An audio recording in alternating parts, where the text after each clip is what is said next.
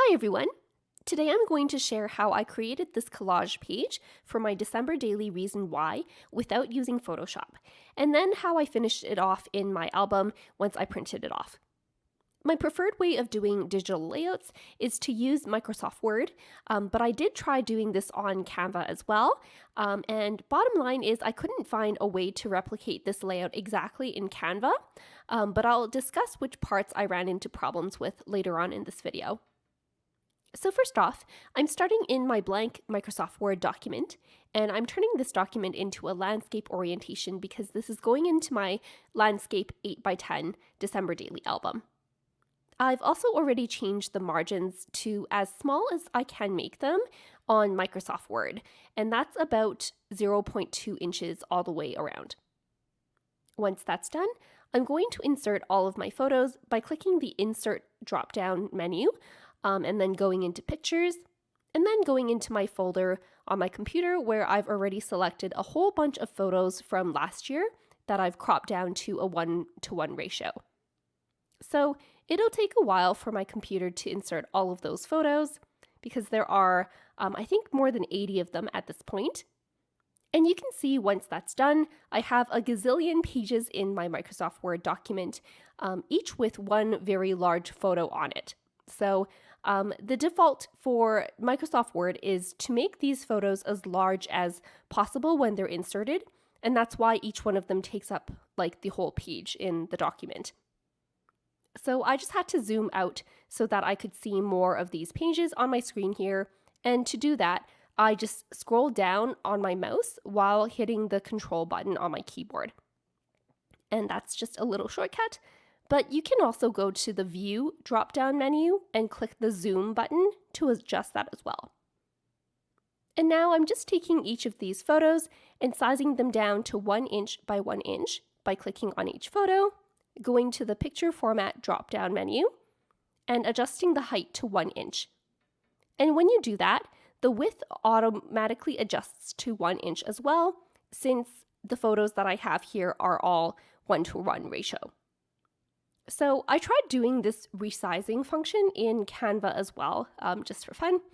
And on Canva, what you would do is insert a square frame and then size that down to 1 inch tall by 1 inch wide, and then copy and paste that several times to fill up your whole 8.5 by 11 inch document.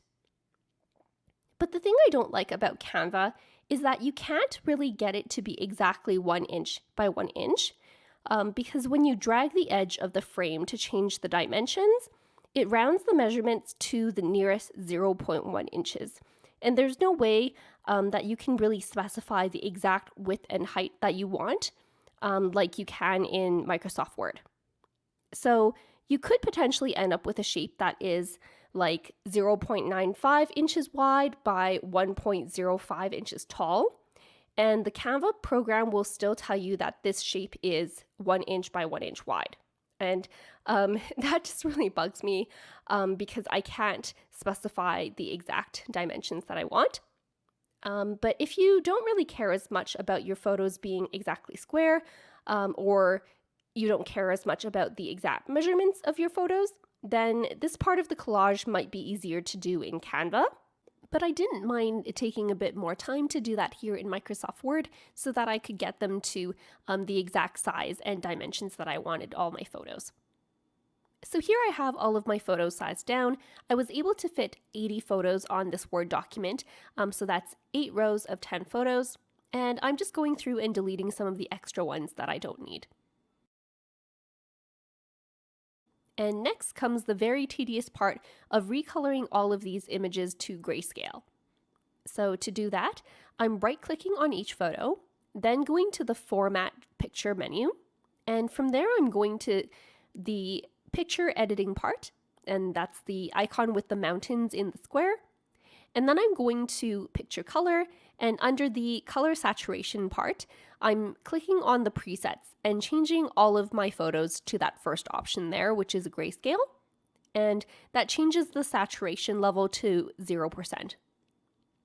And the good thing is that once you click on one of the photos and pull up the Format Picture bar, the format picture bar will stay there while you're doing the rest of the photos. So you just have to click through all the photos and get them done. The next thing that I want to do is to change the brightness and the contrast on each row of these photos to make it seem like my photos are going from lightest at the top to the darkest at the bottom. And to do that, I'm going into the format picture bar again, and then I'm going to the picture corrections. And under the brightness and contrast section, there's another preset that I can scroll through some options for. So for my photos, I picked the fourth preset in the topmost row to edit the first 2 rows of my photos to make them the lightest. And then I used the third preset in the topmost row to edit row 3 of my photos. Then the second preset in the topmost row to edit row 4 of my photos. And then the first preset in the topmost row to edit row 5 of my photos.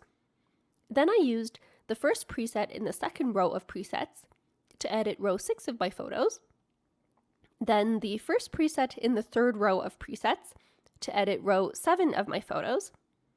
And the first preset in the fourth row of my presets to edit my last row of photos.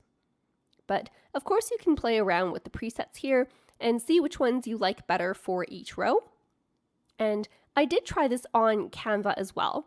And you can make changes to the images to make them grayscale by decreasing the saturation all the way to -100. But unfortunately, Canva doesn't have the same presets for changing the brightness and the contrast, so you do have to play around with the slider bars a bit until you get the effects that you want for each rows of the photos. So it is a bit finicky in that way, and I didn't spend enough time in the Canva software to play around with what settings would work well for all 8 rows of photos. But the good thing is, if you play around with it enough and you get the settings that you want for each row, Canva does have a button that allows you to copy all the settings for your edits. They call it copy style, and it's kind of like one of those roller paintbrushes that you use to paint walls. And you can click that to apply those settings to the rest of your photos in that row. So it does save you a bit of time in that way, but for me personally, it would probably take me too long to find like 8 different sets of settings to apply to all 8 rows of my photos. So that's why I chose to do my collage on Microsoft Word instead, because I really like the presets that are pre-built in Microsoft Word. And just one last note about this digital portion. While I was editing my photos, I also made sure to position the more brightly lit photos in the top few rows of my collage and the darker photos in the last few rows. And that just helped a bit to provide a more consistent gradient from light to dark going down my page. Once I finished editing all of my photos, I centered them onto my 8.5 by 11 inch document before I printed out my collage just on my home printer here. And after that, I used my foil quill to add the title My Reason Why in gold to the center of my photo collage. And this was one of the freebies that was provided on the Ali Edwards website, so I'll be sure to leave a link to that in the description box below. I've also typed out my full reason why on this green 10 by 8 reason why page as well, and that was also included in the freebie package. And now I'm just putting these together in my album. I just chose a few simple embellishments for my collage page, some red felt stars from the December Daily main kit, as well as one of the canvas word strips that says Documenting December. Story 1 in my December Daily album is this interactive matchbook folio that I created with the envelope from the Star Mini kit. So I needed something to go on the left side of that, just behind the green reason why page with my journaling. I was originally planning on taking like a wintry scene photo outside, but the weather is actually quite warm right now and we don't have any snow yet. So instead, I printed out the 10 by 8 calendar from the December Daily prep party, and I'm going to be filling this up with 1 photo per day once December is over. Continuing on with my embellishments, I initially tried adhering the felt down with a glue dot, but felt like it wouldn't be secure enough. It just kept peeling off the back of that felt star. So I ended up just going with my usual Scor Tape instead. And I used the Scor Tape to adhere down the canvas word strip as well. The photo collage was just the right height for my album, but not the right width. So I just had to add a bit of pattern paper to the right side where the holes are going to be punched. And I printed this pattern paper out from the bundle of album art that's available in the Ali Edwards shop. And this one specifically comes from the inside of one of the 6x8 albums. Just punching my holes and adhering this to the back of my shaker tile page. And then I'm moving on to my journaling page. I added the last 2 red felt stars on either side of the title at the top so that it ties in with the red felt stars on my collage page. And then because I had cut my calendar to slightly smaller than the Reason Why journaling page, I'm going to line the 4 edges of the back of my Reason Why page with gold foil so that I have a bit of gold peeking out from all 4 edges when I put my December daily calendar page on the back of this. To do that, I'm adhering my 3/8 inch Scor Tape right up against the edges of the back of my page. Then after I remove the tape backing, I'm pressing my gold transfer foil. This is from Thermoweb, and I'm pressing that into the tape so that the sticky adhesive transfers the gold foiling onto my page wherever I have Scor Tape. And you'll notice that my gold foil has chunks missing throughout it. This is actually the same piece of foil that I used for my last video, which was a Stretch Your Stamps video.